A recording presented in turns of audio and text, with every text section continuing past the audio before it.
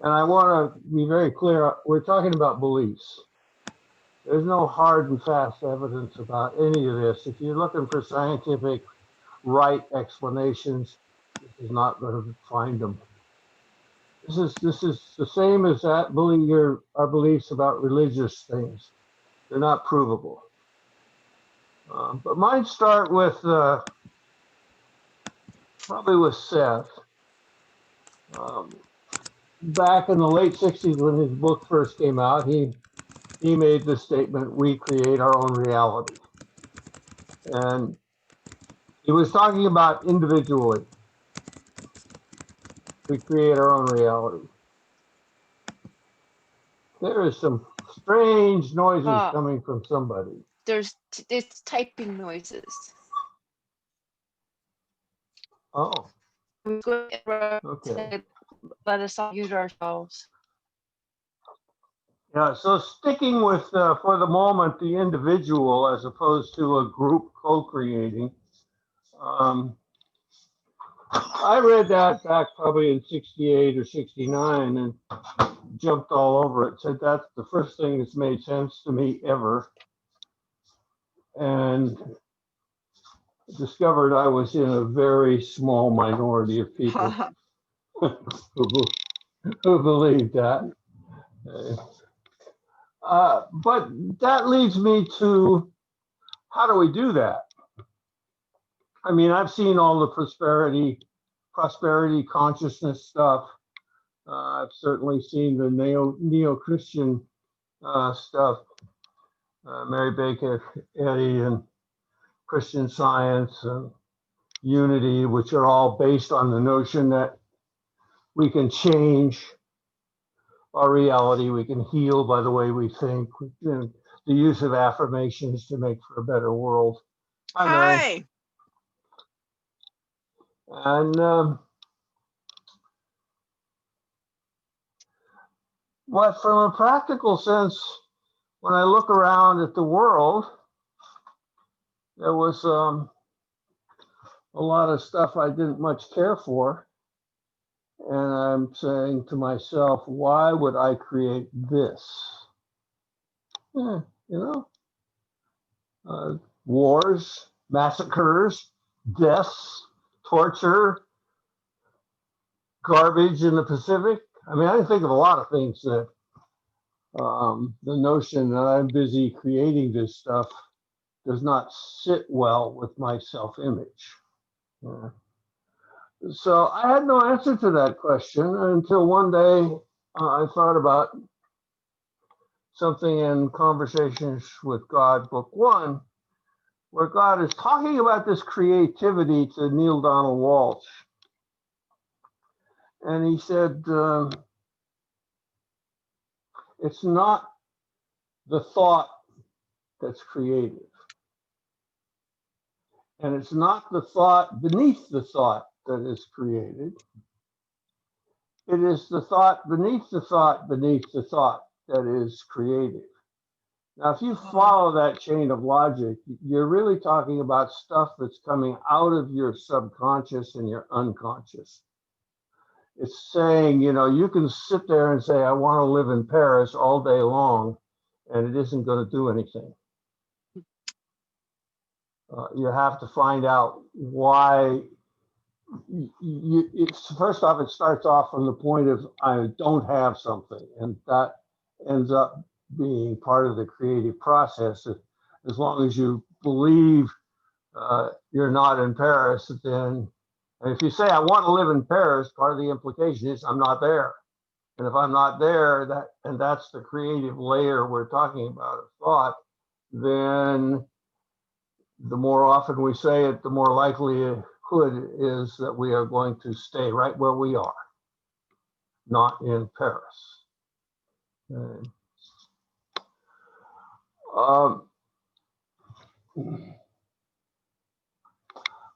I first really wrapped my mind around that in terms of protection, because I was into Reiki and metaphysics and all that. I ran into a lot of New Age people, witches, all kinds of folks who were convinced that before they actually did anything, they had to protect themselves, whether it was with pentagrams or smudging or a prayer or whatever.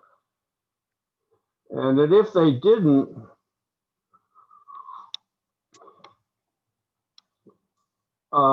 they would somehow, the process of helping people would somehow harm them.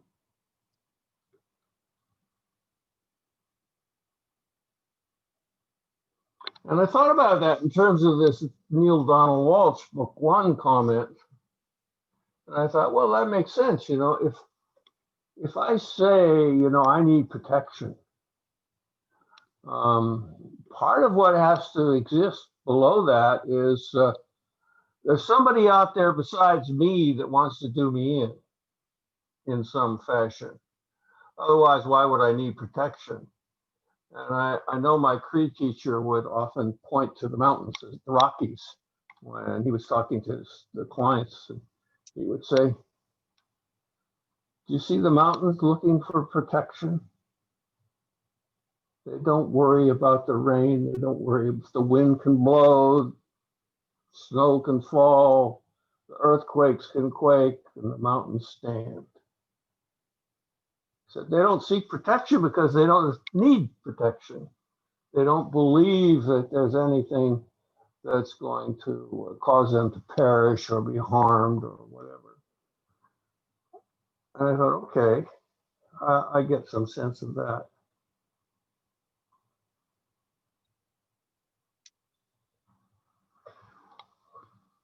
And ultimately, I've decided that, you know, when I follow the logic of protection, if there's somebody out there to get me, there's also a co-belief in there somewhere that I can be hurt. I can be damaged. I can be killed. Oh, otherwise, what's the point of protection? If I can't be hurt, then protection is silly. And that gets to what we talked about last week. What are we? You know, if you believe that we are something that can be harmed, then protection seems like a pretty good idea, you know. And certainly as a kid playing with the other kids during World War II, you know what? We built forts and we had weapons. We could shoot cap guns at each other, and, you know, because the other side could hurt us, because that was what war was about, hurting people.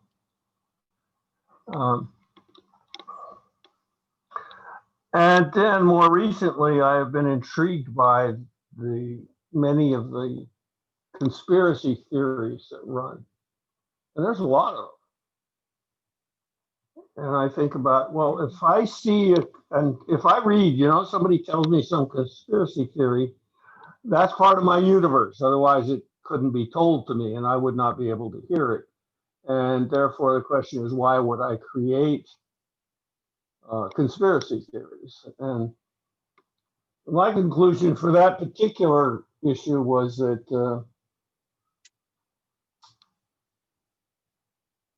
they're fiction. I read fiction, I hallucinate fiction, you know, I daydream, I do all kinds of things, but I don't believe in this stuff.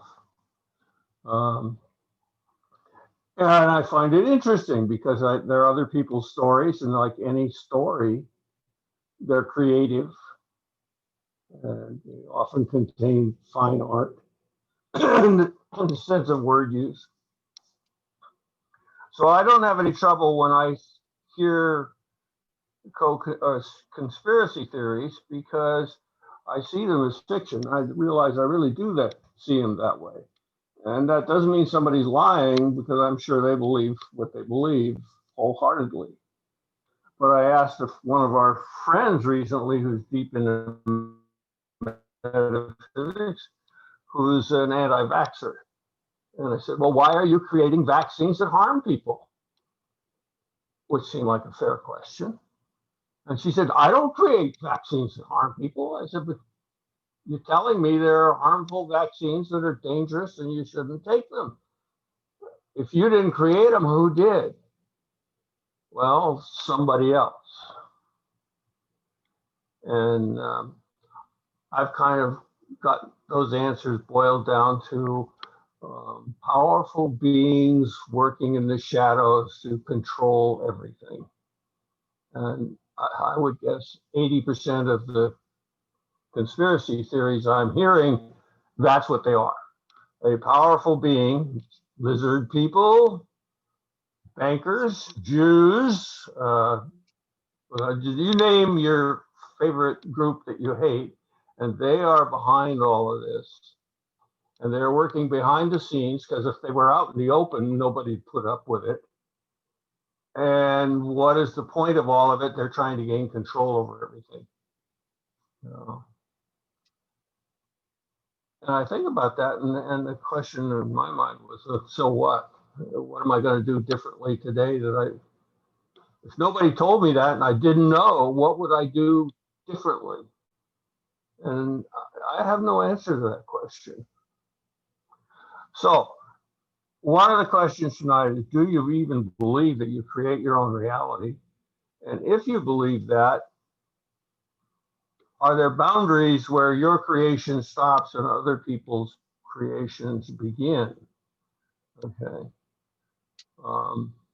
In other words, there's a kind of separation between the creators.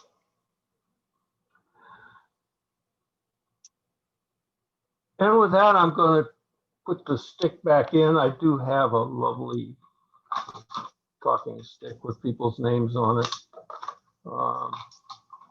And see where you guys are personally in this I create my own reality stuff.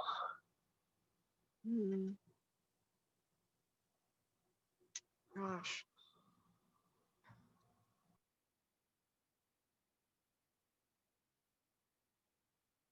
The cause outside ourselves, and then the effect is how we react to it. That's the fundamental to the teachings of the Course in Miracles. But it goes on to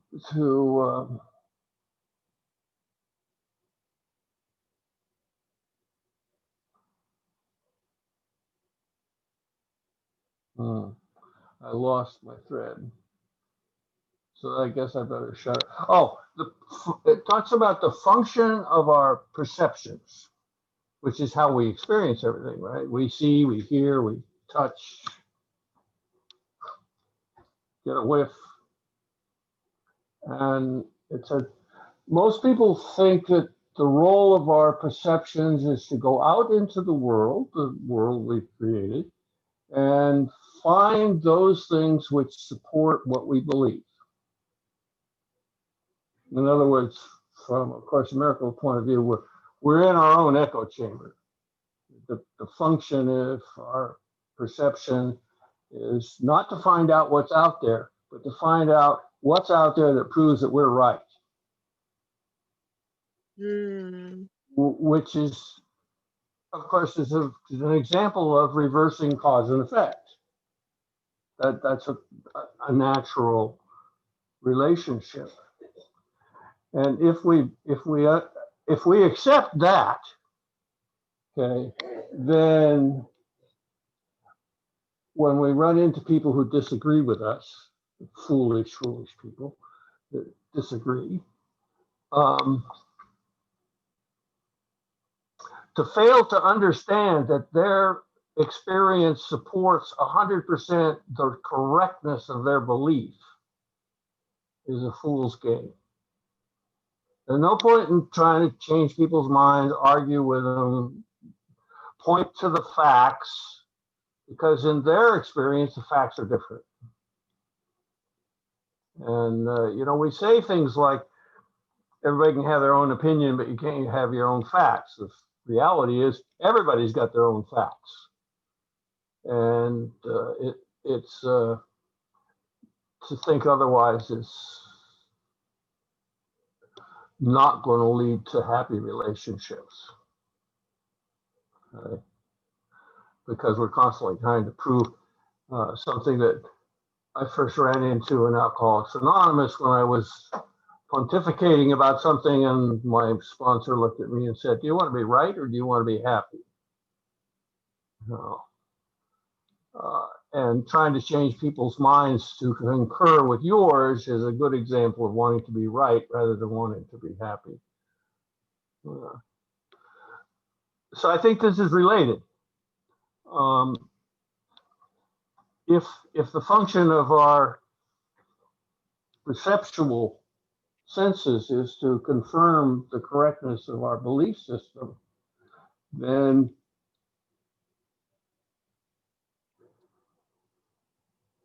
judgment gets really involved in what we're creating. This is how we respond. This we call it interpretation, but it's really a kind of judgment about, yeah, this. And what do you do if you're creating your own reality and you don't like what you see? Now my teachers were very clear about this. They're old-fashioned. They do this. Every time you point your finger and blame and accusation at somebody else, you've got 3 fingers pointing back at yourself. And they don't know anything about Course in Miracles or Seth or, that's just life's experience, is that when you start pointing your finger at other people, you got 3 pointing back at you, and until you acknowledge your role, nothing's going to change. So that's part of this question is, what do you do with the stuff you don't like? You create your own reality, and I think we do. I accept that responsibility, and sometimes I don't like the answers I'm getting. But what do you do with that stuff? Because my experience tells me that a lot of people just say, I didn't create that. Somebody else is doing that. Not me.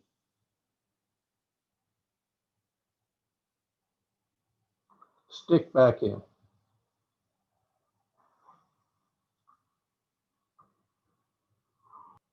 And when I deep dive into my own mind, it doesn't help. What does help me is the stuff that pisses me off.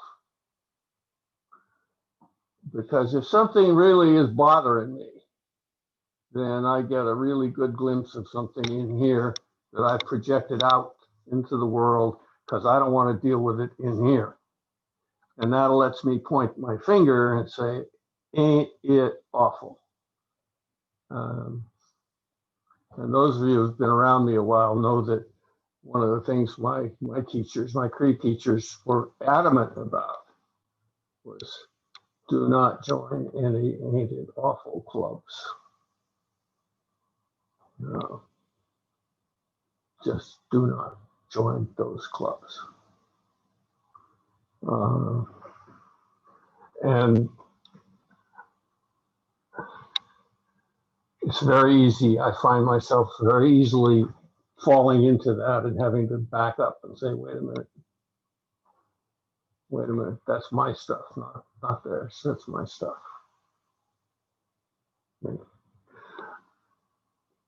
Riots. I create those riots, To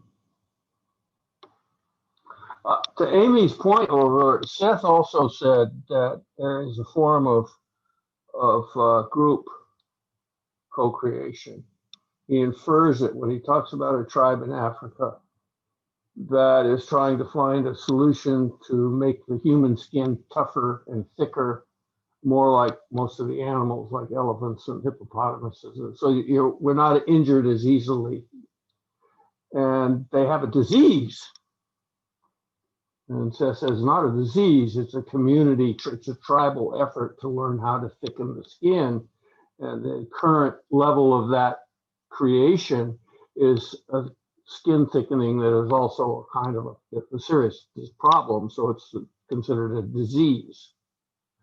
But from a Sethian point of view, it's not a disease, it's a work in progress towards thickening skin.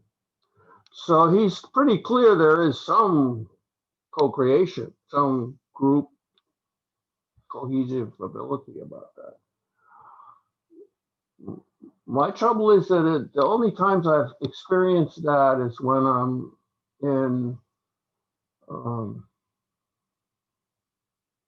team of some kind, a community, a team that is emotionally invested in something. I was in aerospace back when the first Mercury capsules were going up, and finally the Apollo guys were going up, and I got to meet all those people, and the morale amongst all of the people working in that field was sky high.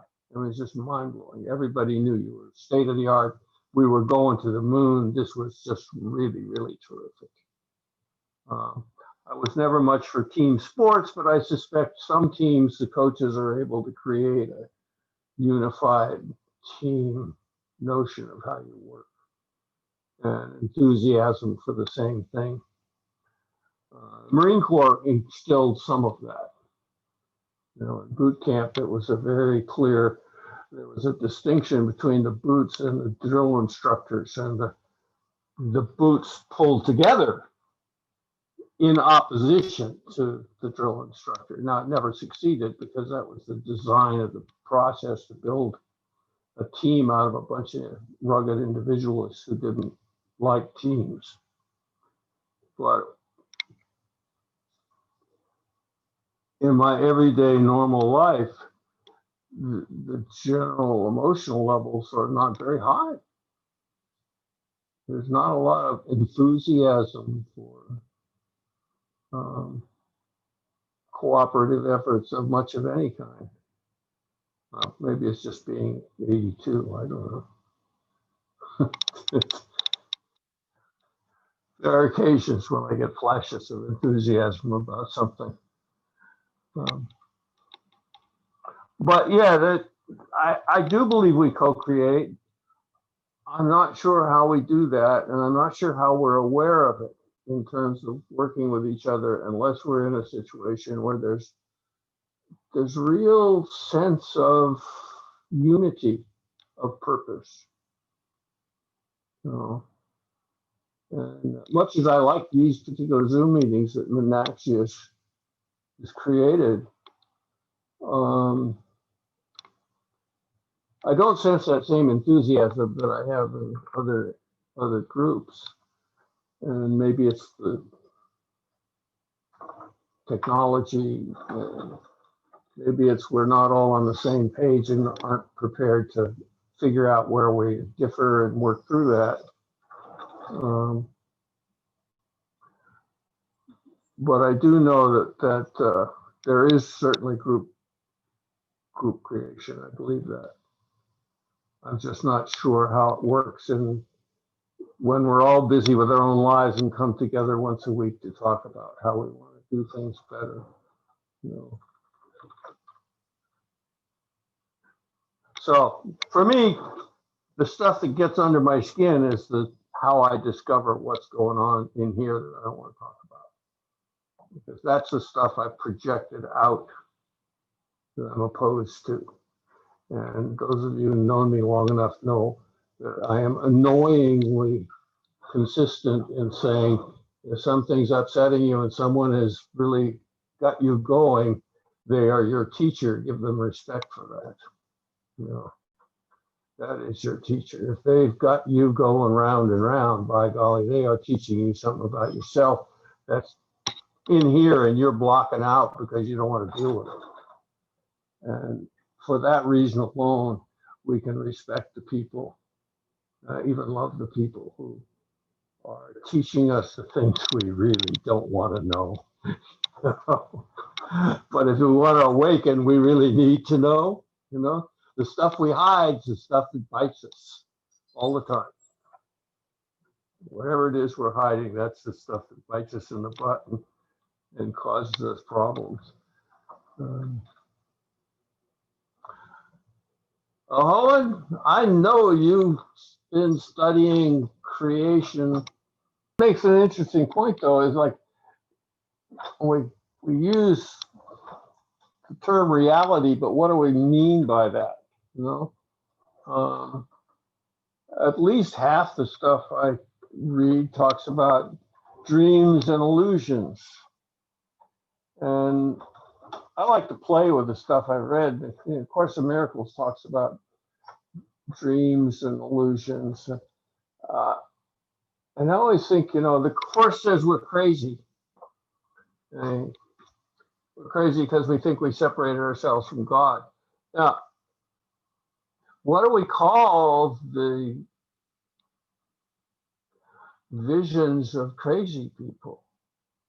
I mean, you want to be a psychologist, you can start talking about hallucinations,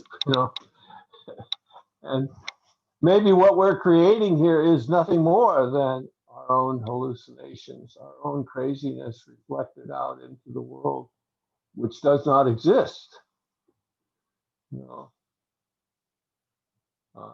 And I don't pretend to know the answer to that question. I just like to play with the concepts. I do want to share, for those of you who are interested in Course in Miracles, a marvelous book which is based on A Course in Miracles. It's also free, and it takes a position that we don't just create this stuff, we create every bit of it.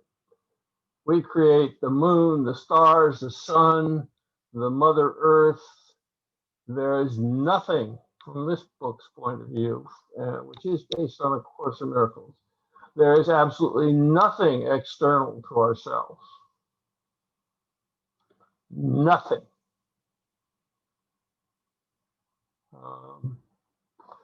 And I find that really intriguing. And those of you who know me know that, I follow the inward path on the medicine wheel. And that's an implicit, unstated assumption of the inward path, that there's nothing outside of you. It's all inside. So if you want to move your path in that direction, it will push your credibility about how much you believe about you've created your reality, because this thing says you created it, every bit of it. See those billions of stars out there and galaxies and the sun that shines every day, and it's all you, baby. It's all you. And it's going to go away.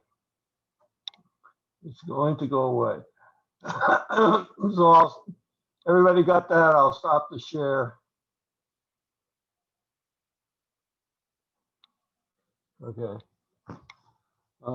I'm reading that book for the third time because it's mind twisting, but it is.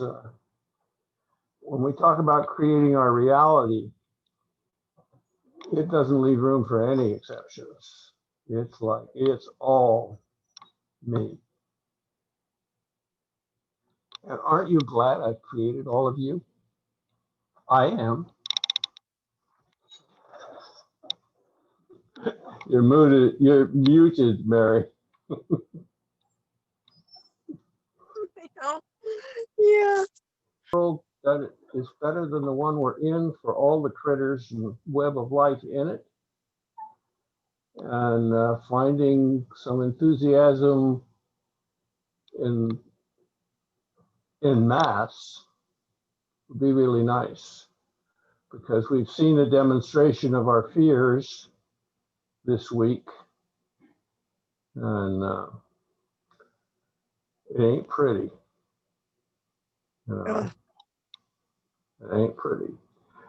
And there,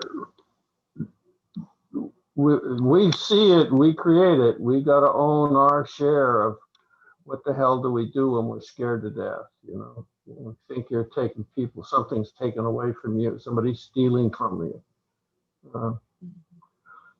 And I'm fortunate. I was pretty much like any middle-class kid. When somebody took something of mine, they stole it, and I didn't much like it.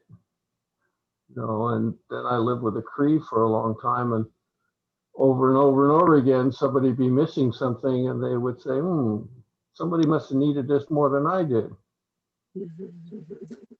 And, it's like, okay, that's a different way of looking at it.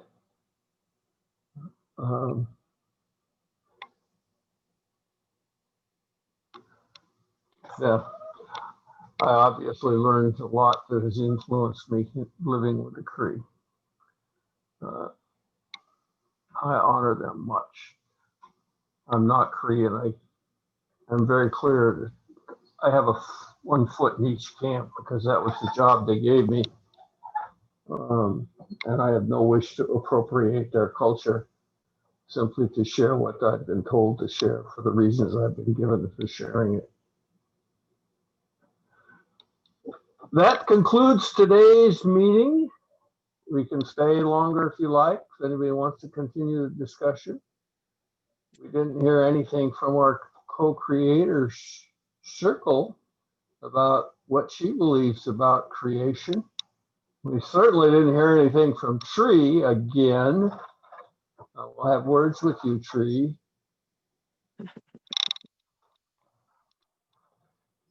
His writings, he was saying that the human body, the physicality of being a person, is not even close to being large enough to hold the total human spirit.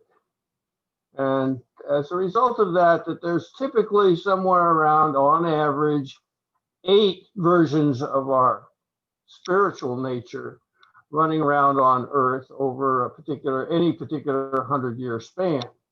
So somewhere I am female, somewhere I am an infant, somewhere I am black, and there's 8 of these floating around, designed such that we never meet.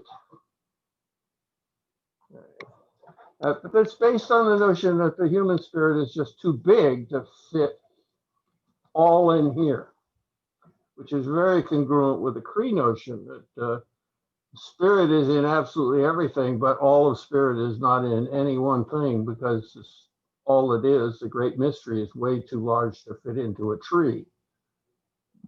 But that doesn't mean there aren't aspects of the spirit that are in the tree. But he also said something else that was interesting. He was talking about Jesus and his disciples. And he said, they were all of the same spirit. Oh my.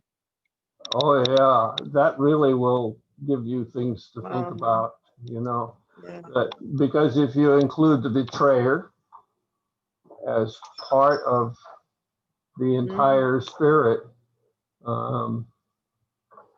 it just changes reflection of how you perceive Christianity and Jesus. It doesn't make him any less. It just adds to the wonder of how do 12 people integrate themselves into the all as one. Oh. I guess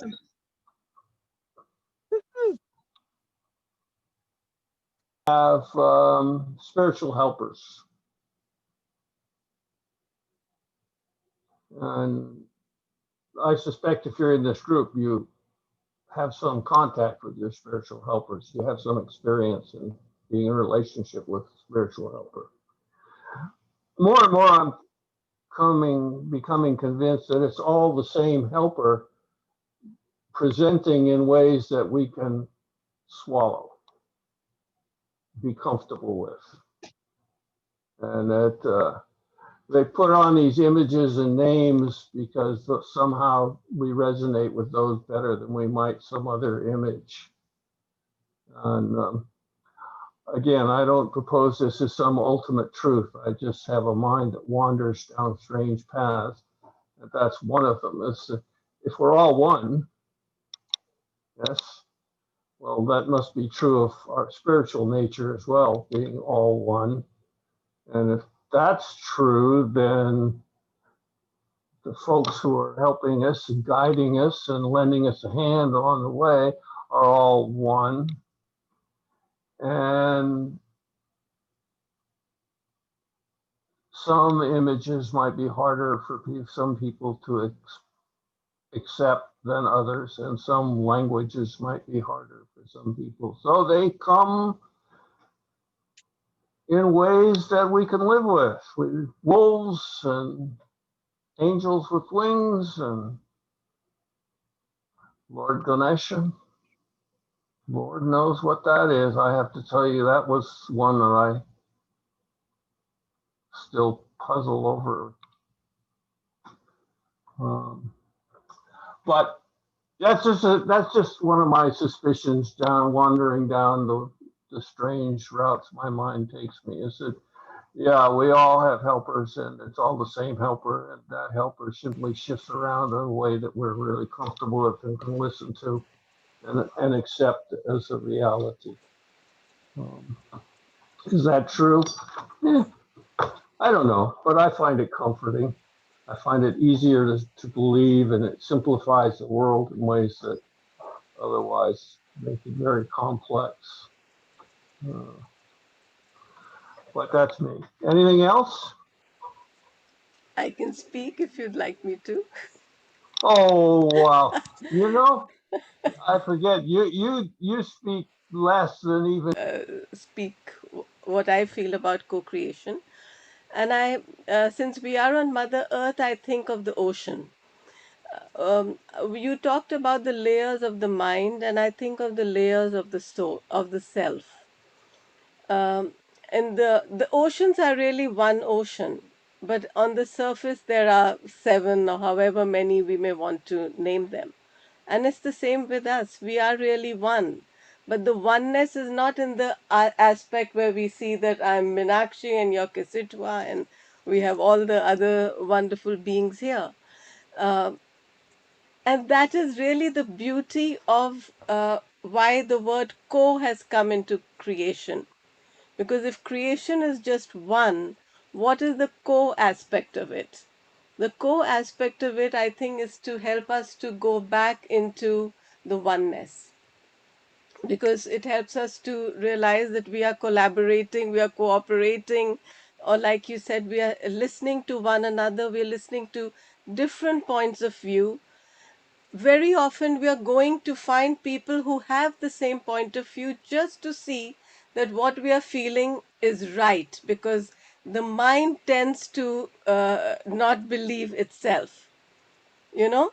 So for whatever we are looking for outside, we get it when we are silently listening. And I think I know why our one likes to listen.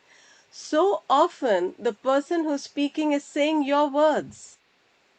When I was a child, I loved playing I loved the sound of a thing that's almost like a sitar, but it's a huge thing. I mean, it's like a violin, but it's a big instrument called a sitar. And I would go and join a class, and I would be so happy to listen to the older students that I didn't want to play. I did the same thing with writing. People would tell me, "Why don't you write?" I said, "Because all the words that need to come out from me I'm sure, have been written by someone else."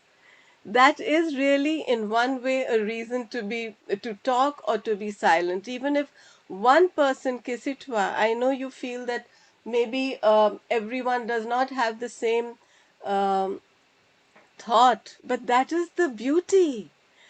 When Praveen, that's my husband, and I would talk sometimes and I would say something, he'd say, "Yeah, yeah, that's right." I said, "I don't want you to say that's right. I want you to tell me another point of view. How will I learn everything in this world if everyone around me agrees with me?" So both things are true. Sometimes we need people to feel as us. So what are we co-creating? I think all of us here, we've heard such wonderful understandings of the aspect of co-creation. I think that's my take. We're just one, and we are creating whatever we choose. Maybe just for play. Maybe it's just for enjoying. Doesn't have to be a serious thing. That's what they say. The creator wanted to see different aspects of herself or himself, and so he just created all of us like drops of the ocean. That was my take. I agree. I actually, I was probably in my early 30s when I realized that I appreciated the differences people had from me more than I did the similarities. Yes, yes. The people who were different were the ones I was really learning stuff from. The people who were like me were just feeding me back my own stuff. And I suppose that's okay to reinforce some of what we believe, but so a lot of what I believed when I was young was nonsense and self-destructive in many ways. So, learning to not to give that stuff up required dealing with people who weren't like me and didn't believe the way I believed. And I like that mind-opening experience of people being different. Uh, I don't know whether it's harder or not now. Uh, it's an interesting issue. It's, I'm thinking about the fact that, I'm now among the eldest. Even the kids, people I went to school with are mostly dead now. No. There's almost nobody alive who knew me in grammar school, high school, even university. There are very few left alive that remember me. I can only think of one Marine who still remembers me from boot camp. And that shedding of people who remember you changes and reinforces or stops reinforcing that external belief of who you are. There are very few people who know me as Billy Joe. I think there are two left in the world who know that was, my good Southern name from my childhood. Billy Joe, you stop doing that, Billy Joe. It's, that left sometime around 7 or 8. And there aren't many people, maybe my brother, and he would not call me that. As to whether people agree with this or not, I think there's a wonderful story about a young actor. He was the star of a new play, and he was talking backstage with an older actor about the reviews. And this is from the days when the paper's review came out right after, the same evening that the play ended. And I guess the review was not a happy review for the young man. And he was kind of commiserating with the old man about it. And they were talking, and the old man was saying, you really need to stop paying attention to the reviews. And the younger actor said, yeah, I guess I'll have to stop paying attention to the bad reviews. And the old man said, and the good ones too.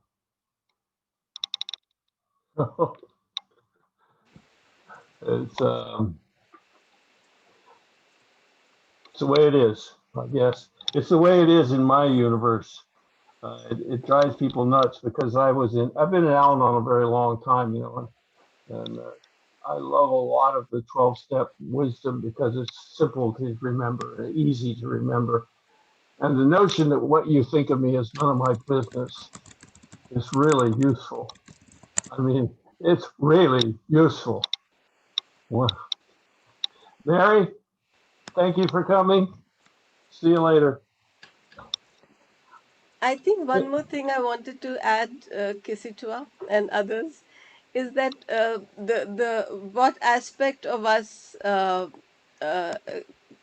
creates or co-creates, and I think it's because it's the soul level. It's at the soul level that the oneness aspect is experienced. We can't really experience it at the mind level or the body level or even life. All of those are are what keep us all in our different spaces. But we can't experience the soul without experiencing oneness. It's really it's where the creation comes from. And I think for me, why this became very important is because when I'm teaching about intention, Reiki very often is taught to us with intention, have an intention. And then so often people state an intention and then they say, but it doesn't happen. And I realized one day it's not really the intention that will happen because it's from the mind, but it's the intent. Deep inside us is the intent, and it's always playing out. In fact, our intentions come because something is going to happen, and so that creates the desires and the wishes within us. Even when we used to do the prayer ties, and that's one of the reasons why I call this Monday the sacred circle, because I loved those ceremonies so much. There was very little of the talking aspect because we were not meeting one another except after the sessions when we would share and share and share. But during the session, the the journeying, you saw so much, you experienced it. We experienced what that aspect of oneness was. And I really encourage, whenever you can, Kisitua, talk more about that. And that would be beautiful to teach people who may be seeing this later or at another time, because that is something really unique.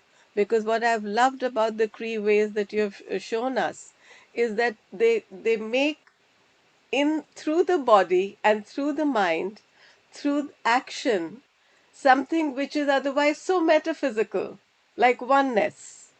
You actually experience, or prayer, or wishes becoming an intent. It's just that alchemy is just magical. That is the most beautiful thing that uh, I still wish would go out really into the world. You know, it's very difficult to, even when you see it, it's sometimes difficult to appreciate. I remember Rose Auger desperately wanting a ceremony, and she had gone all over North America talking to other elders looking for this ceremony, and nobody had one. No, nobody had one. And we're up at her home in Frost Lake, near Lesser Slave Lake in Alberta, and it's January, and it's 40 below, 35 below. It's 50. It's cold, real cold. And she said, I am going to get that ceremony, intention. And she stripped off her clothes in front of God and everybody. We're all sitting there talking, and she gets up and she just takes off everything she's wearing and walks outside and stands under a tree.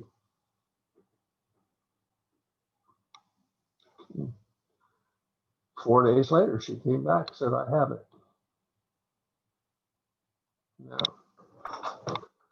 that kind of intensity for intention is part of vision questing. That's very common, that sort of behavior. Okay.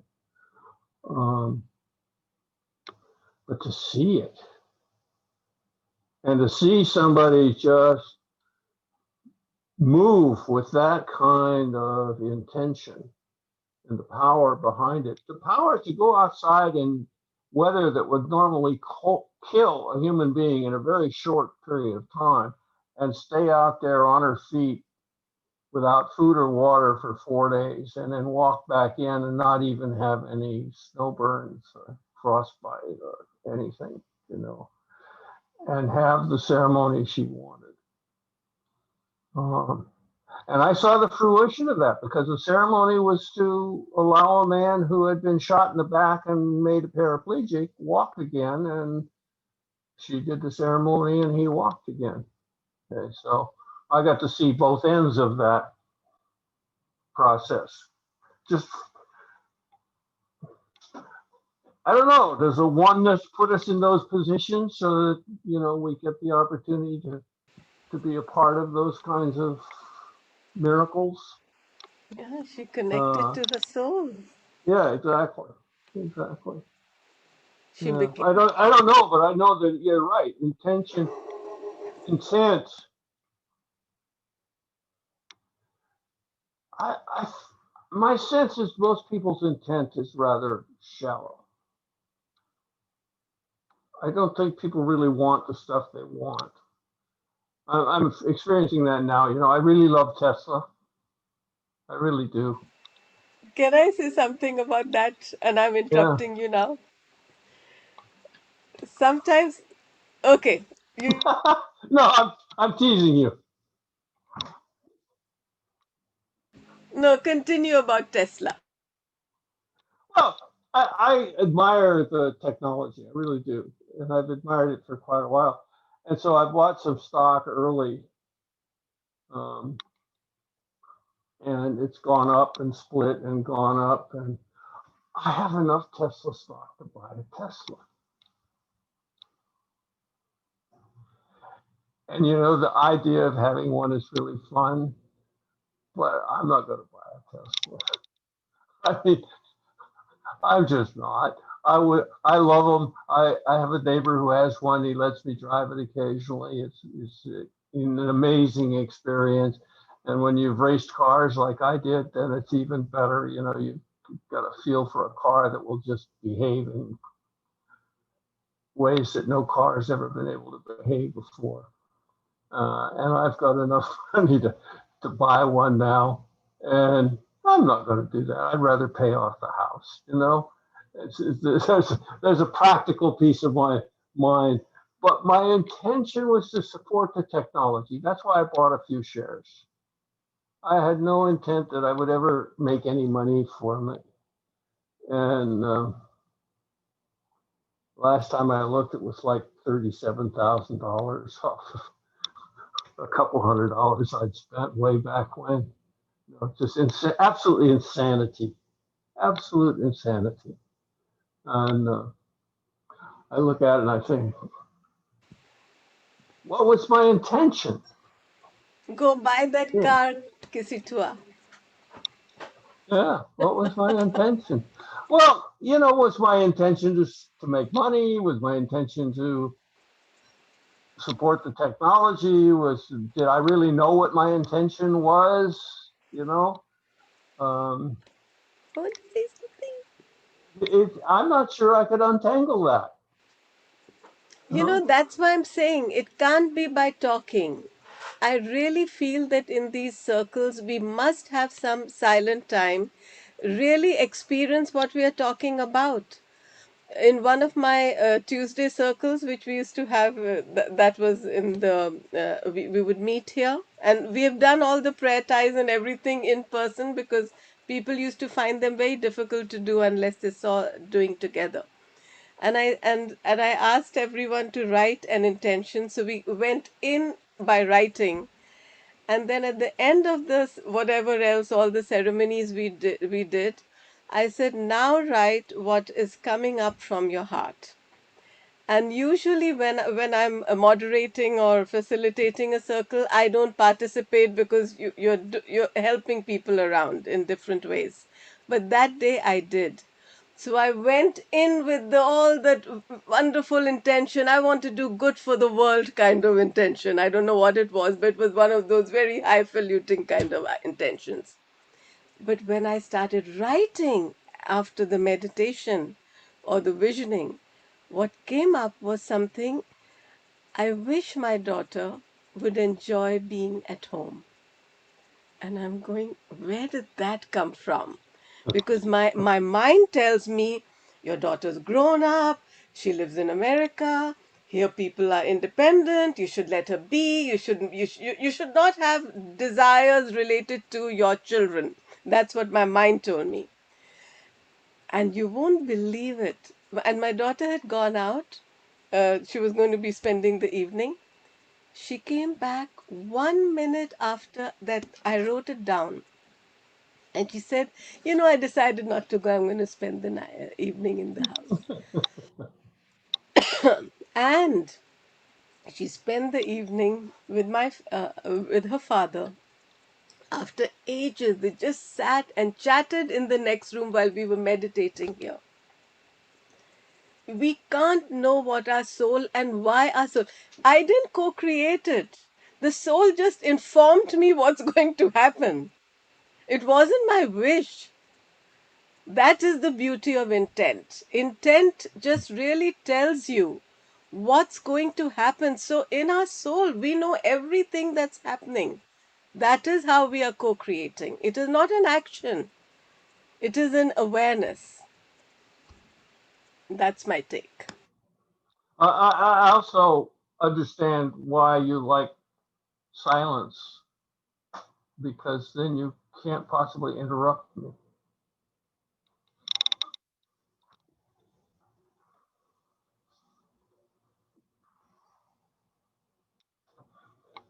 You're muted. When I'm trying to be very polite and not interrupt and not talk, you were saying there's no enthusiasm. Da, da, da, da. Give and take, and even interrupting one another is nice, because in the end, who's interrupting whom? Yep, yep. Well, my cat is here seeking attention. Yes, he wants. He's a, Thank you so much, Ksitew. Thank you, everyone, for being here. yeah, I appreciate it. I appreciate it. And I am going to leave. I'll go sit and do another jigsaw.